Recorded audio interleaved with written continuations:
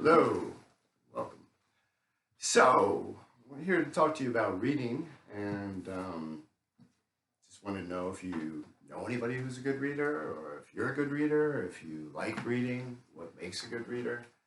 When we look at language, there are four primary components. We have reading, writing, speaking, listening, and they're reciprocal. We read something that somebody has written.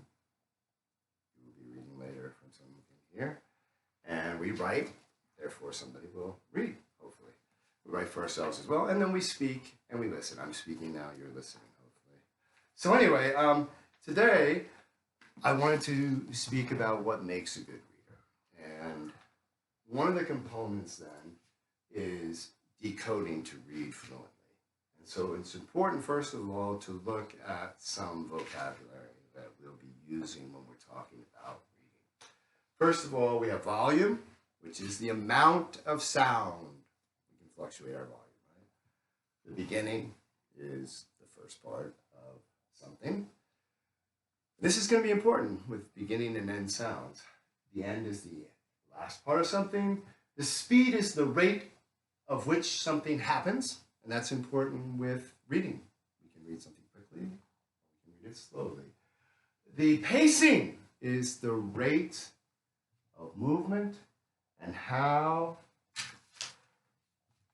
fast one goes. Regulate is to control the amount of something, and to something that is appropriate is right for a certain time and place. So, decoding to read fluently. To read fluently. Some words look alike. This is important to note. If we read too fast, we might say the word wrong. It is important for readers to pay attention to the beginning and end sounds of words so you can read the correct word. Now, the words we're going to be looking at today for today's exercise are all one-syllable words. So that kind of makes it a little bit easier when we're looking at beginning and ending sounds.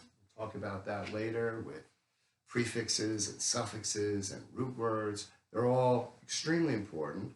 But this relates a lot to what we've been talking about with this course, which are and is morphemes and how we pronounce things, how we blend things. And English is very challenging with that, with diphthongs and all sorts of spellings that aren't necessarily the way they might seem.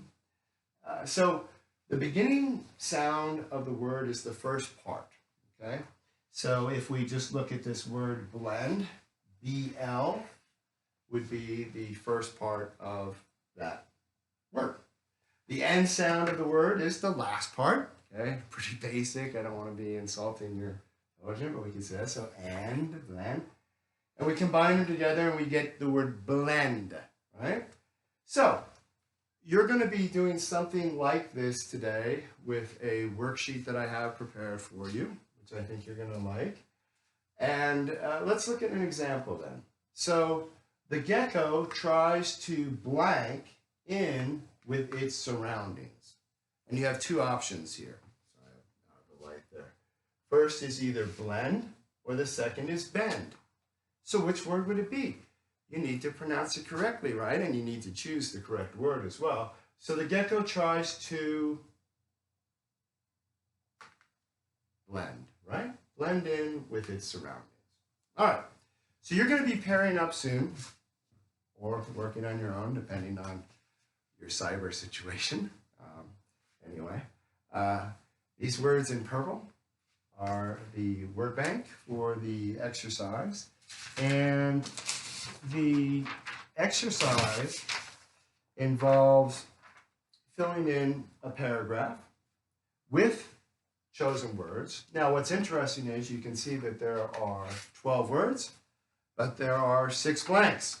So that means you're going to have to winnow things down. We'll do one of them together, but first let's go over the word bank together, okay?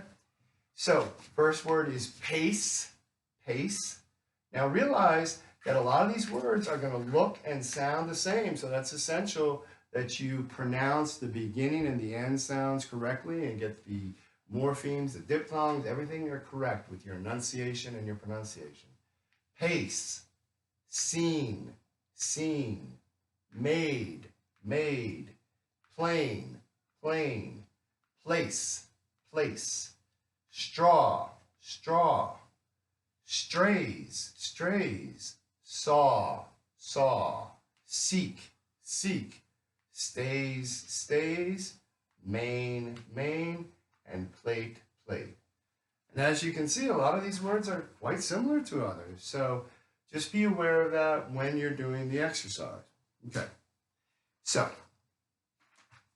the first question then would be, now I will have to put on my glasses because that's one of the things that impedes readers the most, actually, at a younger age, oftentimes, is that people don't want to wear their eyeglasses for certain reasons. Maybe they're vain like me, who knows? So you're going to, you'll be getting this paper here, if you can see, on decoding words, and it'll be uploaded as well. And choose the word from the word bank. And the word bank is over here as well. And pay attention to the context. Okay, so when we look at context, we have to think about how is the word being used in the sentence. Okay, it can be everything from the setting of the sentence, the action, the tense. All these things can be keys to which word might be proper. Okay, you have probably blank things flying in the sky. You have probably blank things flying in the sky. So if you look up here, you would probably look around a minute and you would see, well, you've got seen and saw, don't you? Interesting. Saw would be the past tense of see, but it could also be to saw something. And we looked at that this week as well, too, didn't we? With not only homonyms, but the words that sound alike. I'll have to check that and see if you remember what they're called. So anyway, the correct answer then would be, you have probably seen things fly in the sky. Okay? So you're going to go ahead and work together. There are several more questions that you'll answer there, and you can see the various questions. And then at the end, I want you to go ahead and rate yourself as to how you felt you did, be it, with your pacing, your volume, and your it's such a hard word. How prepared are you? Okay, so at the end, each one of you is going to read aloud that paragraph, and we'll hear how you do. But for right now, I just wanted to show you how beautiful some books can be and some stories and words. So if I just flip this open to Stopping by the Snowy Woods, if you talk to animals, well, I'll just read that one real quick because it's only that long, and I'm up in the mountains right now, so maybe there'll be some animals to talk to. And I like reading, and you should like reading too. Get excited about it, be dramatic and have fun and pace yourself and enjoy. So if you talk to animals by Chief Dan George. I've never read this either. So in acting, this would be called the cold reading. But anyway. All right, I'm going to read this and then I'm going to sign off and we'll see you next lesson. But make sure you do that worksheet. Keep up with your word bank and always do your best. If you talk to animals by Chief Dan George. If you talk to animals, they will talk with you. And you will know each other. If you do not talk to them, you will not know them, and what you do not know, you will fear. What one fears, one destroys. Now, wait a minute. I don't want to end this lesson on a word like destroys. Words are important. That's a pretty cool reading there, but you know what? There's somebody here. How about the dog in the shadow? Or the goose with the golden egg. All right, let's try that one. Once upon a time, a man had a gold. You know what? I'm going to let you read on your own. It's enough of a lesson for today. You've done great. Thank you. And remember, decode before you read, and really focus on the word and have fun. Enjoy. Thank you.